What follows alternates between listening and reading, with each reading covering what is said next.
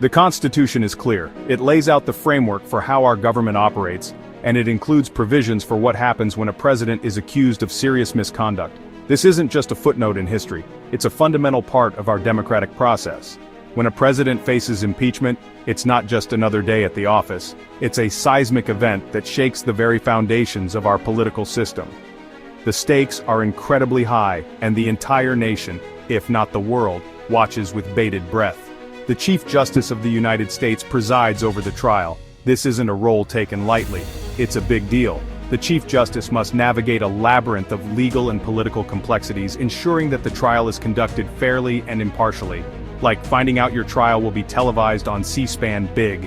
The entire nation tunes in, and every word, every gesture is scrutinized. It's a moment of high drama, where the stakes couldn't be higher. This role is designed to ensure fairness and impartiality. The Chief Justice must be above the fray, a neutral arbiter in a sea of partisanship. It's a role that requires wisdom, patience, and an unwavering commitment to justice. It's a check on power, something America loves more than a bald eagle eating apple pie on the 4th of July.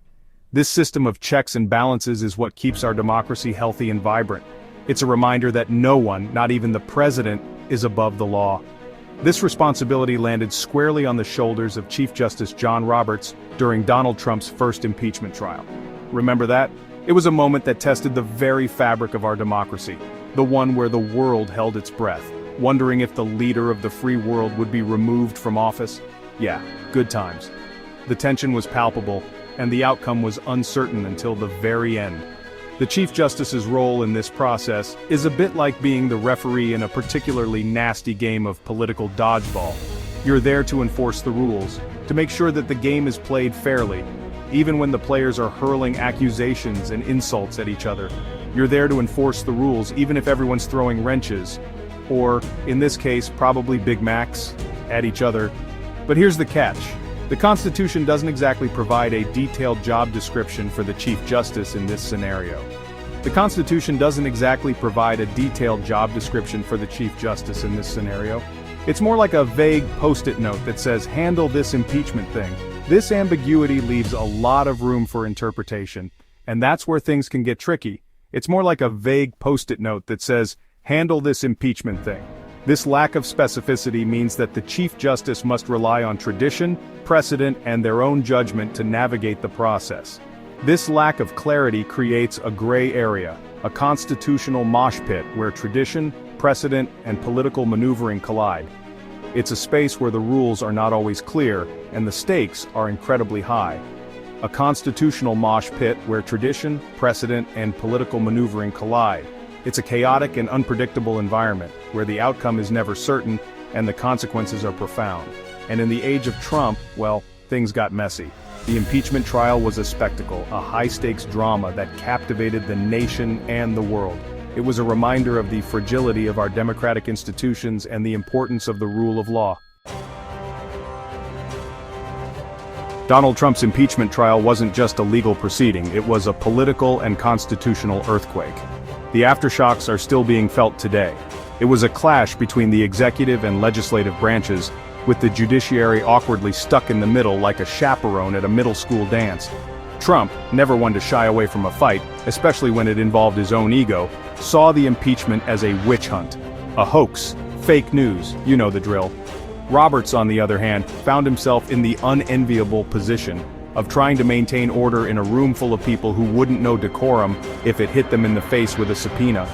It was a showdown that tested the very fabric of American democracy, and depending on who you ask, it either exposed the weaknesses in the system or highlighted its remarkable resilience, or maybe, just maybe, it was a bit of both.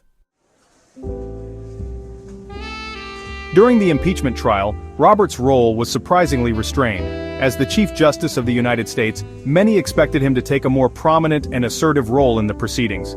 However, his approach was markedly different. Some might even say muted. His demeanor and actions were characterized by a deliberate choice to remain in the background, focusing on procedural matters rather than influencing the trial's direction.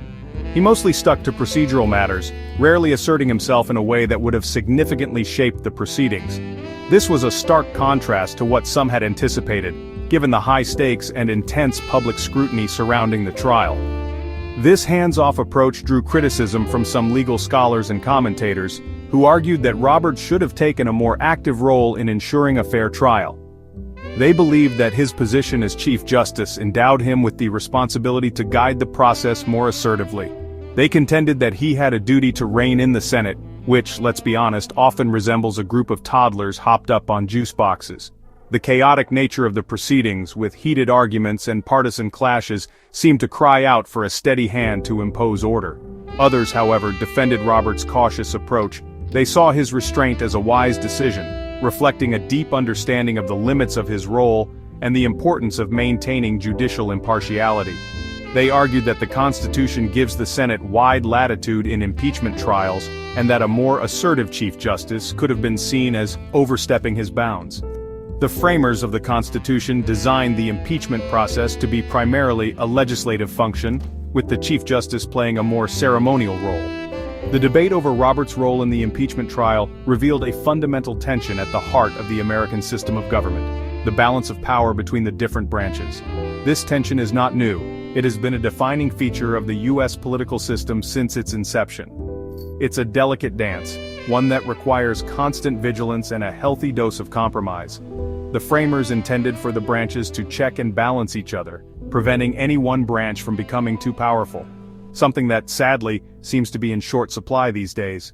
The current political climate, marked by deep divisions and a lack of willingness to find common ground, makes the role of figures like Chief Justice Roberts even more challenging. His approach, whether seen as too passive or appropriately restrained, underscores the complexities of navigating the responsibilities and limitations of his position in such a charged environment. If there's one thing Donald Trump is known for, besides his love of Diet Coke and tweeting in all caps, it's his penchant for attacking anyone who dares to disagree with him. This characteristic has been a defining feature of his public persona, whether he's on the campaign trail in the Oval Office, or simply sitting at home with his phone in hand. His Twitter feed, now a part of social media legend, was often a battleground where he would launch verbal assaults on his critics, and judges were no exception. And judges, those impartial arbiters of justice, have often found themselves in his crosshairs. The judiciary, which is supposed to be an independent and unbiased branch of government, became a frequent target of his ire. He seemed to view judges not as neutral parties, but as obstacles to his agenda, especially when they ruled against his policies. This antagonistic relationship with the judiciary was unprecedented in modern American politics. From his early days as a reality TV star to his time in the White House, Trump has shown a remarkable ability to hold a grudge. His reality TV persona was built on drama and conflict, traits that he carried with him into his political career. Whether it was a business rival, a political opponent, or a judge, Trump never seemed to forget a slight. This tenacity, while admired by some, often translated into relentless attacks on those who opposed him. He's like an elephant, but instead of remembering where the best watering hole is, he remembers every slight, every perceived insult, every time a judge ruled against him. This metaphorical elephant never forgets, and his memory for grievances is long and detailed. Each ruling against him was met with a barrage of criticism, often delivered through his favorite medium, social media. His followers would echo his sentiments, creating a feedback loop of outrage and condemnation. This tendency to lash out at the judiciary reached a fever pitch during his presidency. The stakes were higher, the spotlight brighter, and the consequences more significant. His attacks were not just limited to lower court judges, even the Supreme Court was not spared. He criticized justices who he felt were not aligned with his views, questioning their integrity and impartiality. This behavior was alarming to many, as it threatened the foundational principle of judicial independence. He repeatedly attacked judges who ruled against his policies, calling them so-called judges, and accusing them of being biased against him.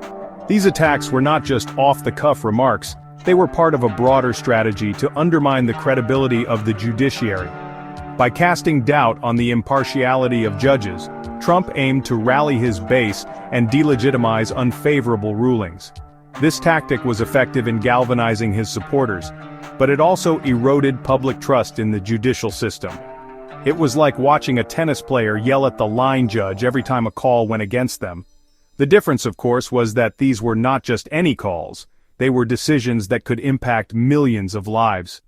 The judiciary's role is to interpret the law and ensure justice, but Trump's constant attacks made it seem like a personal vendetta. This behavior was unprecedented and raised serious concerns about the separation of powers in the United States. Except, with slightly higher stakes. The implications of undermining the judiciary are far-reaching. It sets a dangerous precedent where the rule of law can be questioned, and the independence of the judiciary can be compromised. This is not just about one man's grievances. It's about the integrity of an entire branch of government. The judiciary must remain above the fray, free from political influence and personal attacks to function effectively. Trump's attacks on the judiciary weren't just about his ego, though that certainly played a part. They were also a strategic move to consolidate power and control the narrative. By discrediting judges, he aimed to weaken the checks and balances that are essential to a functioning democracy. This approach resonated with his base, who saw him as a fighter against a corrupt system. However, it also posed a significant threat to the principles of justice and fairness that underpin the American legal system.